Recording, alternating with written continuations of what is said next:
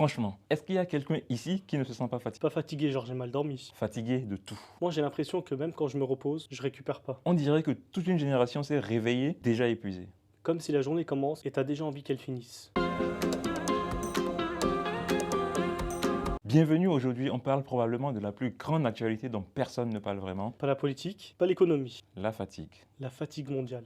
Parce que soyons honnêtes, Tout le monde est fatigué. tes amis sont fatigués, tes collègues sont fatigués, même les gens qui ont l'air d'avoir une vie parfaite sont fatigués.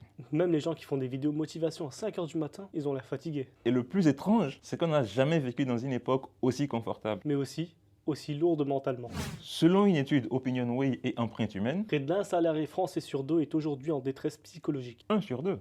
Mathématiquement, là maintenant, il y en a un de nous qui devrait pleurer. Et seulement 7% des Français se disent réellement engagés dans leur travail. Donc la majorité se lève le matin sans énergie réelle. On appelle ça se lever par responsabilité. Chez les jeunes, c'est encore plus frappant. Des études montrent que près de 15% des lycéens présentent déjà des signes de burn-out. Avant même d'entrer dans la vraie vie d'adulte. Nos parents étaient fatigués physiquement. Nous, on est fatigués mentalement. Eux, ils rentraient du travail avec le mal au dos. Nous, on rentre avec le cerveau saturé.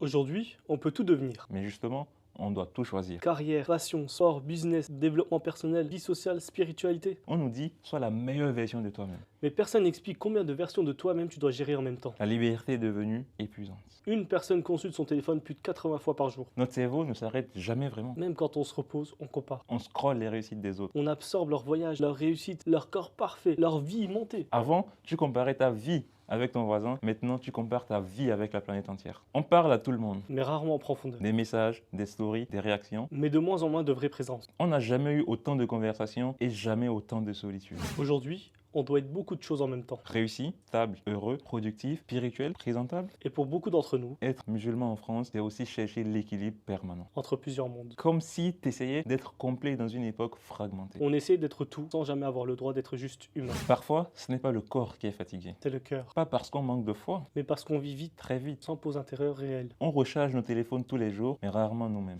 Peut-être que le problème n'est pas nous. Peut-être que le monde demande simplement beaucoup trop à l'humain moderne. Toujours plus rapide, toujours plus performant, toujours plus présent. Et peut-être que la fatigue, ce n'est pas un échec. Peut-être que c'est un signal. On rappelle que l'être humain n'a jamais été conçu pour courir sans sens. Le repos n'est pas seulement physique. Il est aussi intérieur. Peut-être qu'on n'a pas besoin de plus d'énergie. Peut-être qu'on a besoin de plus de direction.